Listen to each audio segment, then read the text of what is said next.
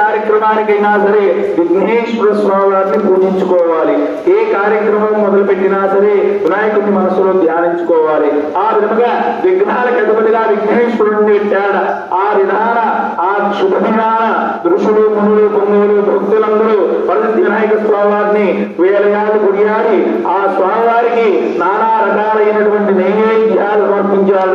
వినాయకుడు భోజన ప్రియుడు కావున వారు ఇచ్చినటువంటి భక్తిగా ఇచ్చినటువంటి ప్రసాదాలన్నింటినీ భుజించి మరి కొన్ని ఉండ్రాలు చేతపట్టుకొని సంధ్యాకాలం అయ్యేసరికి ఈ యొక్క కైలాస భవనానికి వచ్చి తన తల్లిదండ్రి అయినటువంటి పార్వతీ పరమేశ్వరుడికి నమస్కరిస్తూ ఉండగా వంగలేక ఇబ్బంది పడుతూ ఉన్నాడట కడుపు నిండుగా ఉండడంతో. అప్పుడు ఆ యొక్క శివుడు పరమేశ్వరుడు శిరస్సు ఉండేటటువంటి చంద్రుడు పకపకా నమసాగాడట. ఈ యొక్క వినాయకుడు ఏమిటి, ఇతను విగ్రహాలకు అధిపతి ఏమిటి అని ఈ విధముగా పకపకా నమసాగడంతో అమ్మవారికి గోపోద్రుక్తనే శపించిందట. నీవు అందంగా ఉంటావని నా కుమారుణ్ణి అవహేళన చేస్తున్నావు కాబట్టి ఈ రోజు నుంచి నిన్ను ఎవరైతే చూస్తారో వారికి కష్టాలు కలుగుతాయి, సమస్త దారిద్ర్యం సంభవిస్తుంది, నీలాబంధులు కలుగుతాయని శాపమిచ్చిందట. దాంతో మునులు యొక్క అందరూ కలిసి ఏం చేశారయ్యా అంటే అమ్మవారిని శాంతింపజేసి అమ్మ ఈ లోకంలో ప్రతి సూర్యచంద్రులే ప్రత్యక్ష దైవాలు, వారిని చూడకుండా ఎవరికి సాధ్యం కాదు కాబట్టి జనహితార్థం కళ్యాణార్థం ఈ శాప విమోచనం ఏదైనా చెప్పండి అమ్మా అంటే ఇచ్చిన శాపం వెనక్కి తీసుకోవడం కుదరదు. కాబట్టి ఎవరైతే భాద్రపద శుద్ధ చవితి నాడు చవితి చంద్రుడిని చూస్తారో వారికి మాత్రమే నీలాబంధాలు కలుగుతాయని ఆ అమ్మవారు అభినవించారట. ఆ విధంగా ద్వాపరయుగంలో సత్రాజిత్ మహారాజు వారు ఈ యొక్క సూర్యోపాసనచే ఒక మణిని పొందారట.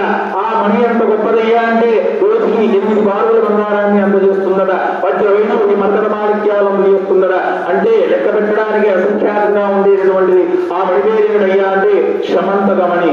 ఆ మణిని తెలుసుకున్నటువంటి శ్రీకృష్ణ పరమాత్మ వారు ఇది ఒక రాజు పాలకుడి దగ్గర ఉంటే నిరుపయోగం, నా దగ్గర ఉంటే దాన ధర్మాలు చేస్తూ ఉంటానని ఒక శుభజ్ఞాన సత్రాజిత్తు మహారాజు వారి వద్దకు వెళ్ళి ఆ యొక్క శమంతకమణిని నాకు ఇవ్వండి అని అడగగా సత్రాజిత్తు శమంతకమణి మీద ఉన్నటువంటి మక్కువతో స్వామి మీకు ఏం కావాలన్నా ఇస్తాను కానీ ఈ శమంతకమణిని మాత్రం ఇవ్వను అని ముఖాముఖిగా చెప్పేశాడట.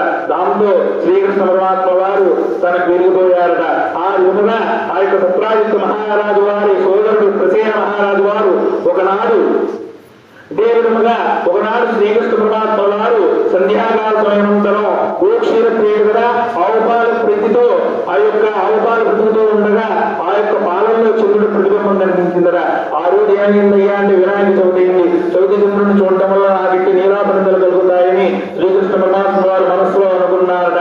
ఆ విధముగా ఆ యొక్క సత్రాజిత్తు మహారాజు వారు అనేటువంటి సహోదరుడు ప్రసేన మహారాజు వారు తన యొక్క మన కంఠాన్ని ఆ యొక్క శమంతకమణిని తన కంఠాన్ని ధరించుకొని అడవికే వేడికి వెళ్ళాడట.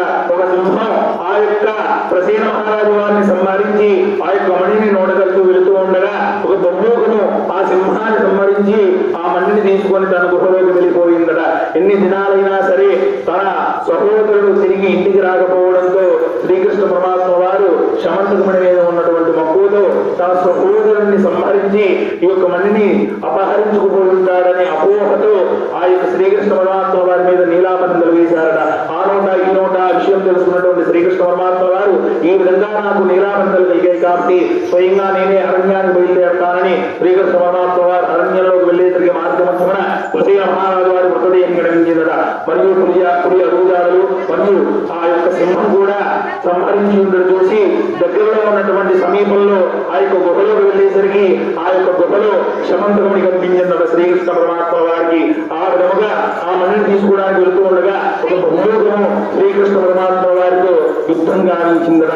ఆ బహులోకం ఎవరు అయ్యా అంటే జాంబవంతుడు. త్రేతాయుగంలో ఈ యొక్క రావణ సంహారం కోసం శ్రీరామచంద్ర స్వామి వారికి సహాయం చేసినటువంటి జాంబవంతుడే ఈ జన్మలో కూడా ఒక వరం కోరుకున్నాడట.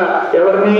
రామచంద్ర స్వామి వారి స్వామి నేను ఎంతో మందితో యుద్ధం చేసి ఉన్నాను, రావణాది వాలి వారి అందరితో కూడా ఎంతో మహాబలతో యుద్ధం చేసి ఉన్నాను, కానీ మీతో ఎందుకో నాకు యుద్ధం చేయాలనిపిస్తోంది, కాబట్టి నాకు ఈ వరం ఇవ్వండి స్వామి అని అడగగా, నేను ద్వాపర యుగంలో శ్రీకృష్ణుడిగా జన్మిస్తాను, అప్పుడు నీకు ఈ యొక్క అభయం నీ యొక్క మనసులో ఉన్నటువంటి కోరిక సిద్ధిస్తుంది అని చెప్పారట.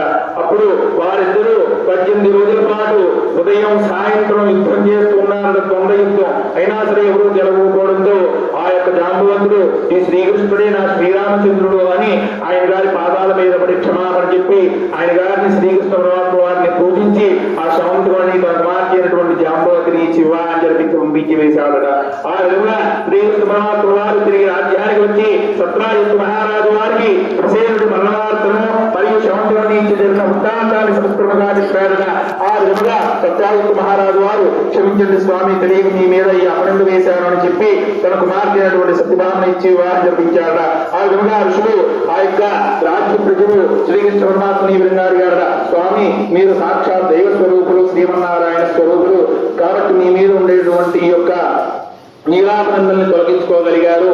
మరి మేము మానవులు సామాన్యులు, మాకు ఇది కష్టాలు తొలగిపోవడానికి ఏదైనా ఉపాయం సెలవండి స్వామి అని అడగగా, ఎవరైతే మహాభ్రపద శుద్ధ చవితి వినాయక చవితి నాడు ఈ యొక్క కార్యక్రమాల్లో వరసిద్ధి వినాయక స్వామి పూజా కార్యక్రమాల్లో పాల్గొని ఆ యొక్క కార్యక్రమంలో పాల్గొని స్వామివారిని సేవించి ఎవరైతే ఈ యొక్క సంతోపాఖ్యానం చదివింటారో వారికి చవితి చంద్రుడిని చూసినా సరే ఎట్టి కష్టాలు కలగవు, నీలాపనందలు కలగవని అభివించారు.